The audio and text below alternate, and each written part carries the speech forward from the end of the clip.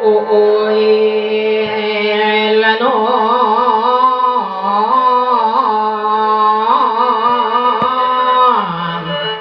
แต่ว่าบุญเอ้ยบุญพ่อแม่เฮาได้สร้างขอให้เป็นนวลทางพ่อให้เจ้าได้เพียวไตเด้หนออย่ามีบางมาแลนเข็นอย่ามีเว้นมาแลนตอมขอให้พ่อแม่น้อพี่น้องทันยืนมันแม่นหมื่นปีทันยืนมันแม่นหมื่นปีผู้ฟังเอ้ยโอ้ยหนอ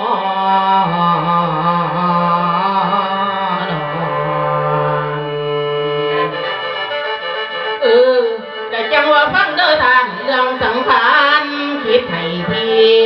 คิดให้มันดีๆชีวิตคนเกิดขึ้นบ่มีมือไปแต่งเอง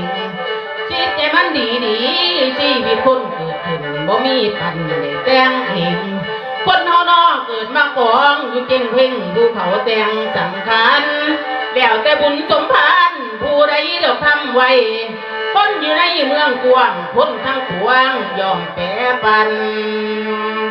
ผู้ลังคนเกิดประทันพ่อเดือนก็เลยตายตั้งแต่น้อยบัดลอยขึ้นสู่สวรรค์อุปมาคือจังนั่งสาวใสผลอุตสาหะเฮานั้นพร้อมในสัตว์สวัสดิ์อุตสาหะเล่าได้จากตายไปบ่อะไรซุ่มแซงหวังน้ำทางบ้านเจ้าได้ตายไปนอนบ่มีวันมีคืนที่โง่คงนั่นกับตาวดวงวิญญาณเอ้ยกันได้ยินเสียงเอิญกันได้ยินเสียงเอิญให้นั่นเจ้าเฝ้าโง่คงนั่นตาวขึ้นกันได้ยินเสียงเอิญอย่ามัวเศร้าซาอยู่ให้ค่อยปดค่อยแก่ปดของจังงาน้ำท่านมาหอดแม่น้ำให้เจ้าพี่เมื่อไก่ให้เจ้าไพ่เมื่อถอยปล่อยลงมาทั้งบ้านกำผู้บ้านผู้เก่าผู้สำเบ้าแสนลำบากว่ามาเด้อ